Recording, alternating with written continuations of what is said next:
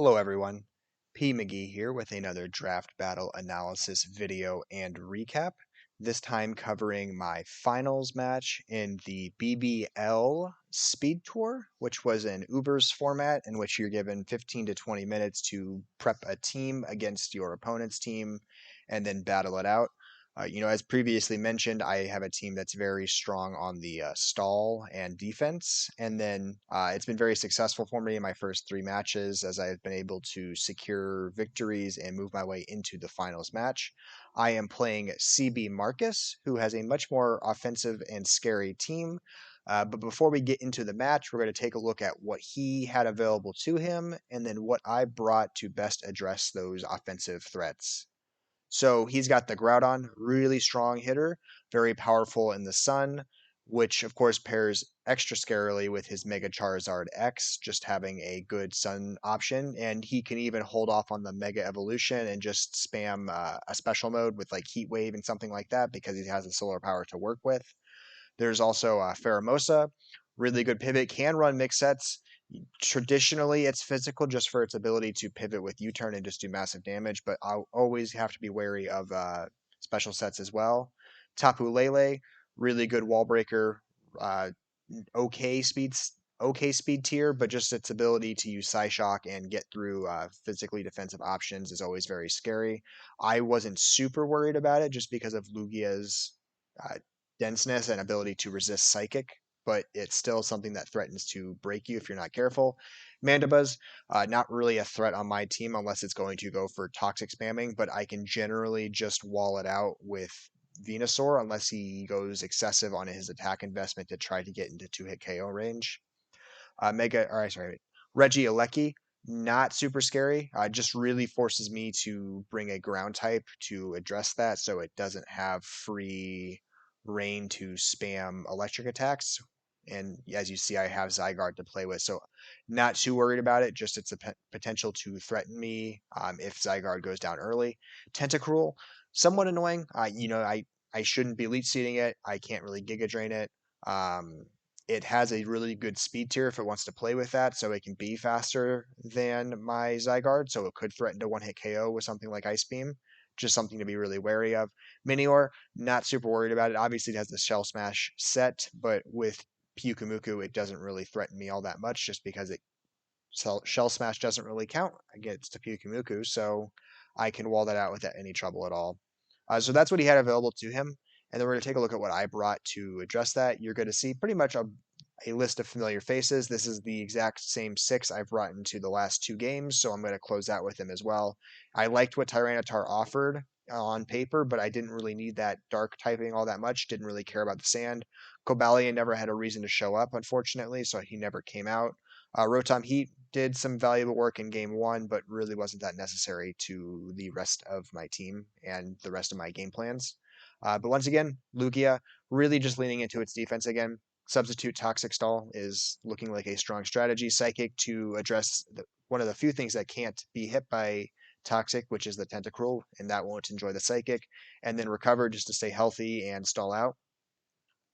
Greninja, Choice Specs, speed investment to outspeed, I can't remember what it was, but to get past, I believe, 349. 107. Oh, yes, it's Kartana. So outspeeding Kartana and then the rest in special attack. Missed a couple of EVs, so I had 16 to play with. I totally forgot to use, but he's just there to hit hard on anything possible with any of his options. So just trying to spam attacks with him generally.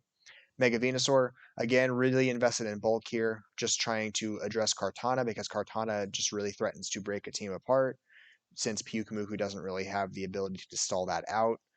Leech Seed, Giga Drain, Sludge Bomb, Weather Ball. Obviously, in the haste of making this team, Leech Seed isn't really a great option when Tentacruel's on the other side because Tentacruel has the Toxic Ooze, or what was the name of that ability? The Liquid Ooze, which makes draining attacks hurt you instead, so not a really good option to be carrying for that.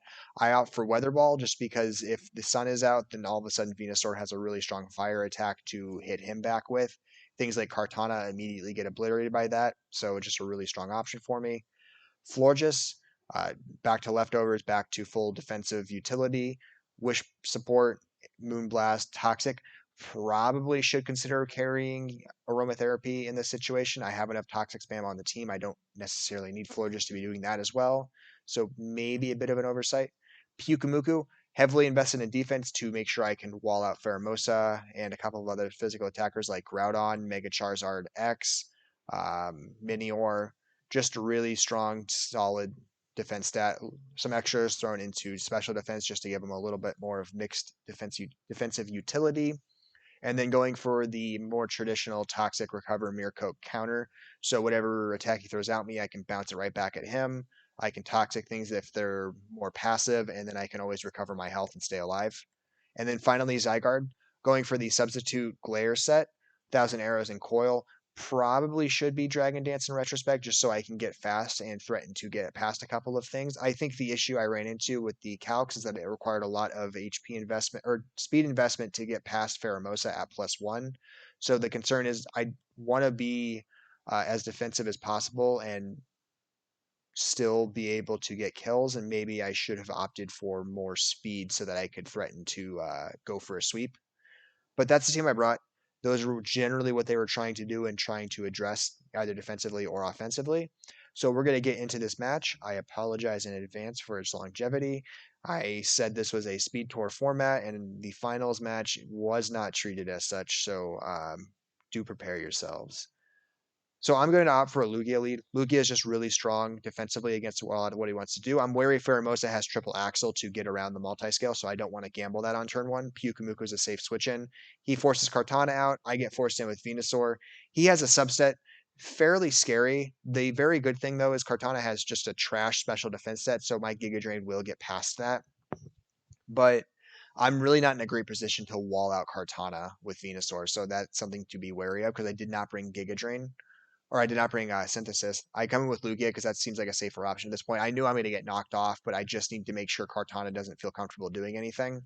And then knockoff I see from that calc isn't going to do enough ever to 2-hit KO Lugia as long as I'm recovering. Groudon comes in. I know that if it's going to go for a rock attack, it has a miss rate, so I'm just going to try to hide behind a sub. It goes for Dragon Tail. Really great to see that. Free chance to Toxic. Seismic Toss will break it, but my health overall is above 400, so Seismic Toss can't break a sub in one go, which I know. So I go right back behind the sub. I get the recover to get my health back to full. And so at this point, I'm just kind of trying to toxic stall out this Groudon because I feel like I'm in a good position to do so. So I sub again because Groudon's forced to keep attacking. And then I'm just feeling really, really good about my position. I misclicked there. I meant to click something else, not substitute. I see he has rest, so he has actually come prepared to address my toxic stall. He has clearly looked at some of my replays and sees that that has been a very effective strategy for me. So he's brought a good answer to that. I go back behind the sub because that feels like a safe option. Unfortunately, again, he has more solutions with the taunt on the Lele, and now I can not only can I not heal, I can't toxic it either, and all I have for damage is psychic. Not a great spot to be in, so I'm kind of not enjoying that. My taunt's gonna wear out here, so I'm gonna flee to something else for it to eat the taunt, which is Florges here because Lele doesn't have a great way to hit Florges, and then I'm gonna make a really, really bad mistake.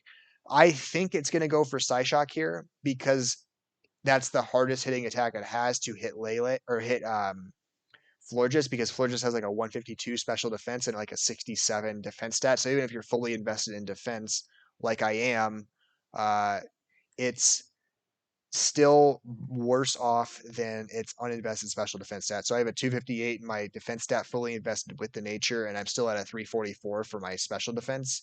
So Psysock is just a better move against Florges in general. And I try to call that, and I get a very wrong guess. And then, as has been the case with Greninja several times in this speed tour, it goes down immediately without making any contributions. Huge issue for me because that was my offensive potential by and large. I bring in Zygarde very specifically here. I know it's going to Moonblast. I feel pretty good that I will survive a Moonblast because I know it's not choice locked or choice specs, and I know it's not Life Orb. So I feel like I will survive it, and I can try to play around and get health back later in this game. And so I just want to get a glare on it because once it's glared and it's slower, Lugia is in a position to be able to roost in front of it again, so I can work with that a little better. Obviously Zygarde can't stay in anymore, so I'm forced back out to Lugia because I expect him to do something else. He comes in with Groudon, fine by me. free opportunity for me to get a roost up here, which is really, really critical. Or I'm sorry, a substitute, same effect. And so now I can roost safely behind this substitute. Charizard's going to come in. It's going to use Shadow Claw, specifically there for Lugia, obviously. Forces Lugia out because I'm afraid that's just going to do too much damage. Pyukumuku's not going to care about that damage. Pyukumuku is going to get a free recover here, which is good for Pyukumuku. Back to full, can fully wall Pheromosa out, which is what's important. I get forced into Lugia. He goes for the sub again, which is just hard to deal with. And I'm going to have to break that sub here. Very much in roll range, it appears right now, for a knockoff to kill me here. So I'm obviously concerned about that. I'm going to survive, thankfully, get recover off, and then I'm going to recover again because that's the only option for me at that stage. He comes back in with Charizard X. I know behind multi-scale, I'm not scared of that first Shadow Claw, so I'm going to play with that. I get the Toxic on it. I'm feeling pretty good. I'm going to substitute because I know I saw that I was faster, which caught me off guard. Charizard's starting to deplete on health. I'm able to recover. And so I feel like I'm in a good spot to just Toxic stall this Charizard out like I was trying to do with the Groudon earlier. But unfortunately, this is a rest Charizard, which is unfortunate for me because now Lugia really isn't able to 1v1 this Charizard. I see that it's a rest Toxet. Doesn't really threaten Lugia, not at the moment, but its ability to stop Lugia's stall shenanigans with the Toxic is unfortunate. I'm just going to keep putting damage on it because that seems to be my best option right now. Obviously, once he gets the curses going, I need to go into my safe option, which is Unaware Pyukumuku, because it doesn't care about those. I can Toxic it again pretty freely. He knows this and is going to fleet right to Tentacruel. Oh, wait. Actually, I'll go back a turn. So this is a situation where I know he's forced out. So he comes in. I come in with Pyukumuku. He Shadow Claws here. Obviously, he can't stay in on this Pyukumuku because he knows I'm going to Toxic. There's no value in trying to Shadow Claw this anymore for negligible damage, especially when Shadow Claw isn't riddled with PP and that's his only attacking move. He can't be sitting there wasting it. So I'm going to actually call that he is going to switch out here because something I need to accomplish in this match every time I get a chance is to get Zygarde's health back up slowly but surely. So here's 6% right here for calling that switch. Obviously, Zygarde can't stay in. I'm going to flee to Venusaur because Venusaur is my safest answer to Tentacruel. Unfortunately, my Venusaur just doesn't really have a move for Tentacruel. I thought I could scare it out here when I Leech Seed. Unfortunately, that was incorrect, and I'm going to eat the Liquid Ooze plus the burn. I need to get out because obviously Venusaur is in a bad spot right now. I come in with Florges to try to go for Wish, but he calls that, goes in with Kartana, so it forces me back into Lugia yet again. Lugia can fortunately 1v1 the Kartana, which is important. I'm going to get the Psychic on the Charizard. I'm going to get the Psychic again, and I'm going to force a rest, and that's really good for me because with that, I know Lugia can't beat Charizard, but I know I can get my Zygarde back in to get some health back because he's forced to rest. And so Zygarde's in a good spot now to get a little extra hit chip in here. 1,000 Arrows, really helpful. And again, because I talked about this earlier, I know my Zygarde's above 400 health. I know his attack is Seismic Toss, and one of the other ones is Dragon Tail. So I feel really good about Zygarde's ability to click Substitute in front of this Groudon now that it's in. And so I'm able to get behind that Substitute, reliably survive that Seismic Toss, which means he's forced to attack now because if he doesn't break the sub, then Zygarde, and he tries to go for rest, Zygarde's just going to get a ton of health back and then maybe threaten to go for some kind of setup sweep. So he knows he's forced to keep attacking this Zygarde, even though it would be better for Groudon's longevity to press rest. He's kind of forced to attack here, which is really, really good because now I get to get this Groudon out of play, and Zygarde still is slowly but surely getting its health back. It's back up to 31% when it had gotten as low as 19. So Zygarde's feeling better. Pheromosa comes in. Obviously, I have to flee from that, so Pyukumuku comes in. Pyukumuku, very fortunately, is in roll range, and my opponent doesn't want to gamble on that, understandably. So I get to recover here, get my health back to full, so I can still continue to wall out that Pheromosa.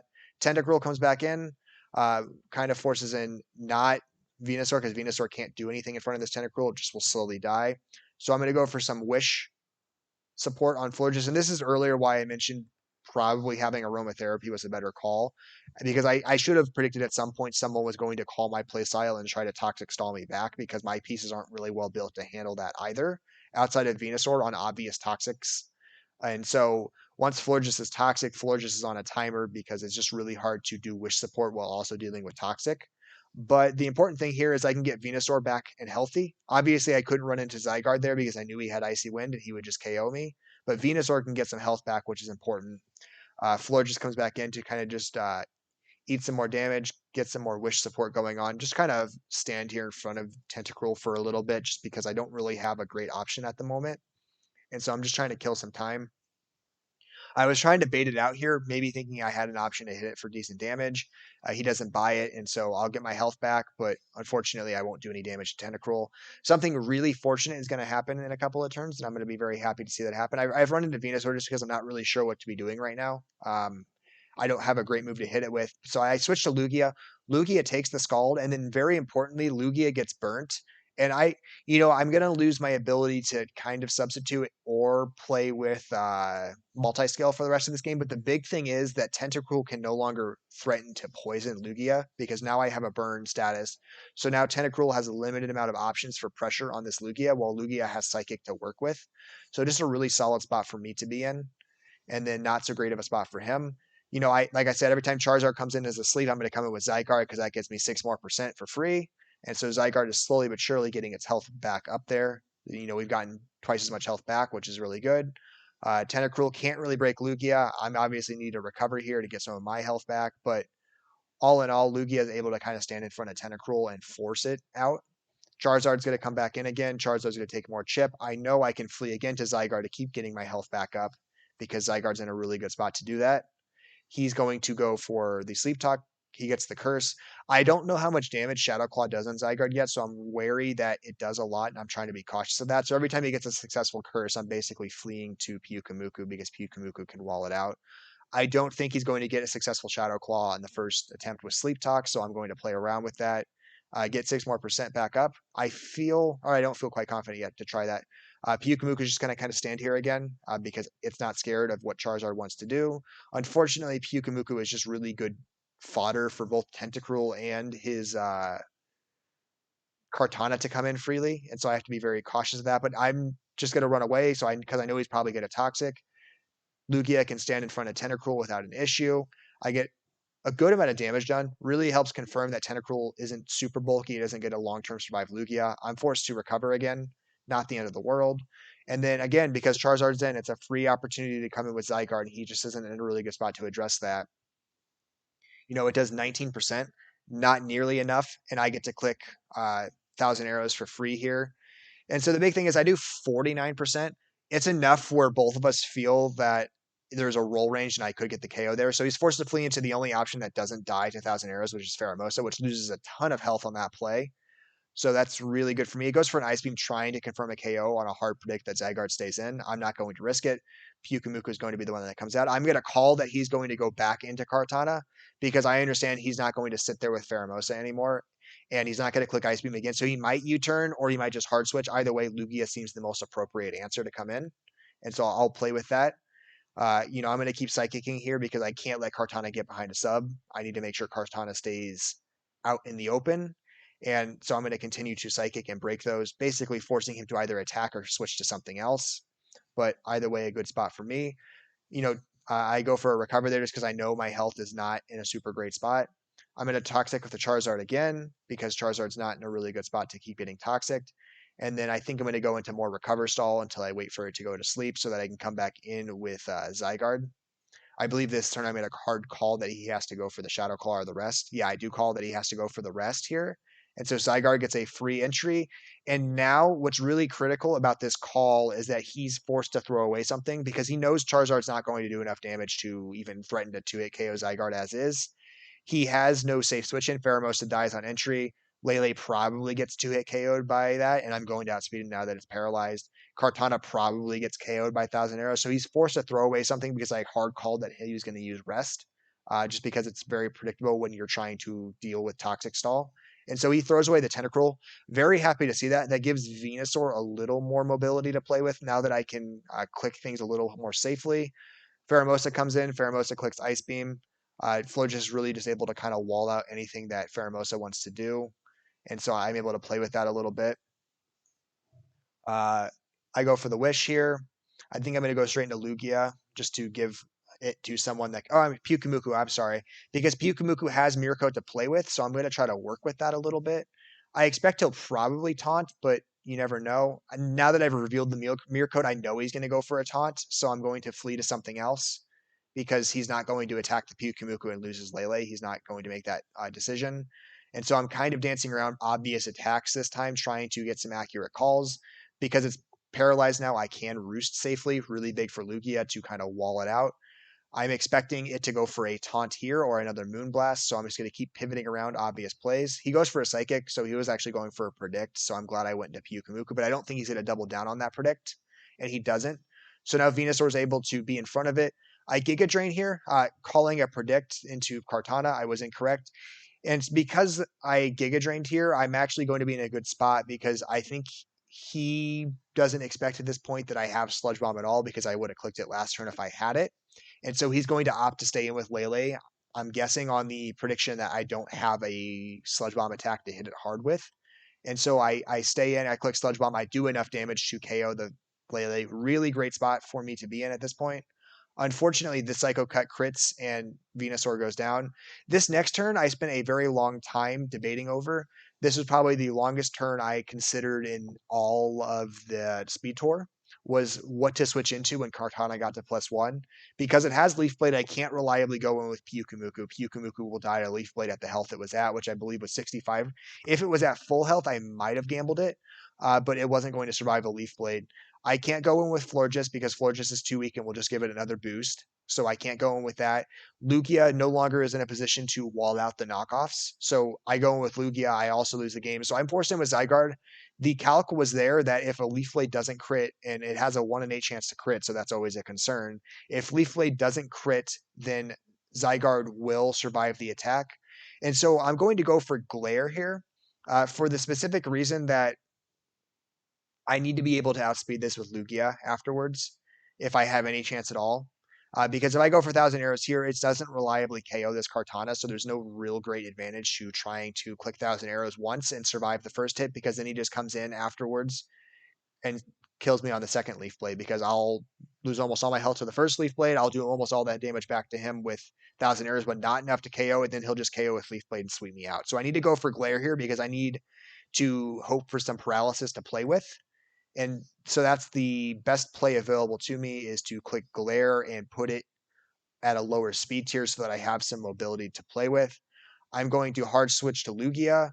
Lugia will survive by just enough, which is really, really important here. I know there's no value in me clicking Roost, so I'm just going to click Psychic to get Kartana down lower. And now Kartana is at a health where Zygarde is able to actually come in successfully and click 1,000 arrows and KO it.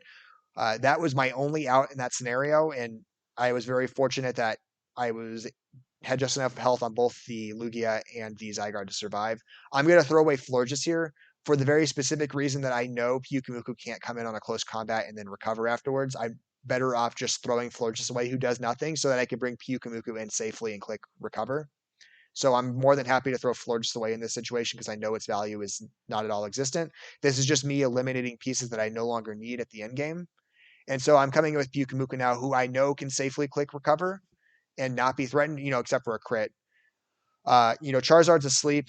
I'm at 22%. I feel that I can pretty safely switch out into Zygarde here. He doesn't have the tools to address that. He gets the successful curse, so I'm not going to be in a position to really stay in and fight this 1v1. But I try to go for the sub play. I think it's successful in that I'm able to buy a turn to attack, but it was probably not the most advised decision. What I should be doing at this point, and I haven't done yet, and I don't think I do for another 5 or 10 turns, is that I don't realize how little PP Charizard has to work with. Uh, Shadow Claw only has 14 attacks left. Rest only has 12 attacks left. Sleep Talk only has 8 chances left, and Curse only has 15. And I have a ton of PP with Pyukumuku's Mirko, which I do not need for this match anymore. So I can just spam those turns away and just burn Charizard's PP. And I should be playing around with that a little more. But it's going to be a while before I figure out that's an option available to me to play with. Just me not looking through all my options clearly enough. Part of the issue of the format is that you can't always consider all your options if you're going to try to play the game as it's meant to be played. Obviously, we're probably 80 turns past what it should be on a speed tour mode, but the game is what it is. I'm starting to try to dance around some of his sleeping shenanigans. He's realizing I'm trying to PP stall a little bit, so he's not using sleep talk right now. He's just trying to attack out of sleep with other attacks so he doesn't burn through PP. He's going to go for Curse again. I'm going to go for Toxic again. The big thing here is I have 13 Toxics left. He only has 11 rests. So as long as I'm not missing more than twice, I can Toxic out the amount of rests he has left available to him and then just force Charizard out of this game. I'm doing a little bit of dancing around now to try to call things. So now I got him to use Sleep Talk to burn one of those away. I'm going to come in with Zygarde again, expecting him not to call that. He does. Really, really fortunate that it ends up being Curse and not Shadow Claw, because obviously Zygarde goes down at that point. That was I think the last time I risked a Zygarde on a play. At this point, I'm just sitting in with Pyukumuku here because Charizard can't break it. Charizard doesn't have a lot of PP to play with.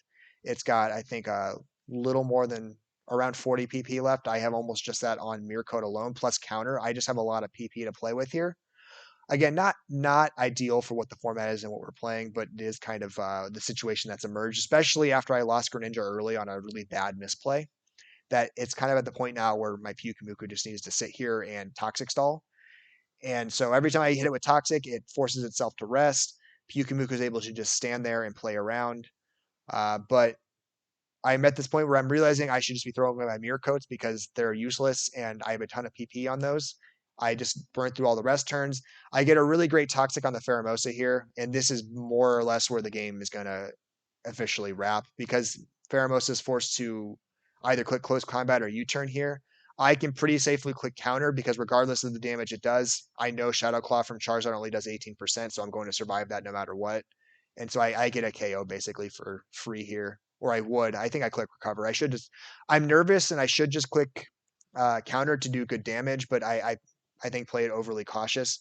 Anyway, he sees the writing on the wall there that I still have 10 toxics to play with plus all my PP, and he only has 8 rests and he's at a very low amount of PP. So we could drag this out, close to 200 turns, but he was kind enough to see that unless I somehow drastically misplayed my game, that it was just going to go another 80 turns for him to run out of PP and then die to struggle.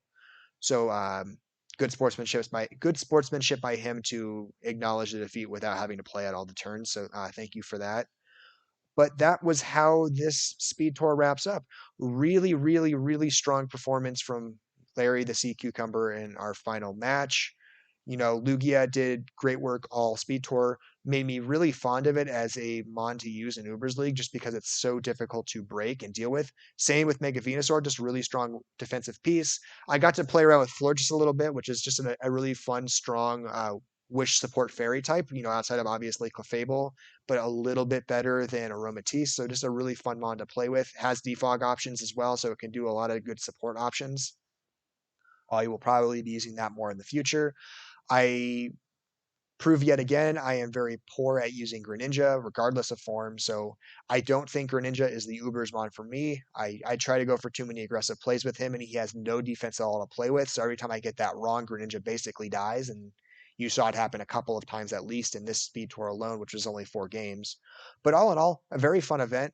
I was very happy that it went the way it did. This was my first time playing in the speed tour format of trying to rapidly build teams and get into battle.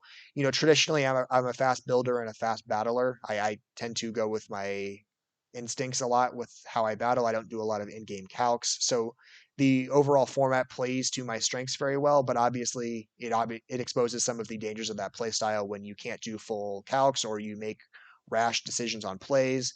There's a lot of opportunity for it to misfire. But all in all, very fun event. I hope you all enjoyed. I will be back with other video series and possibly a future speed tour in the format.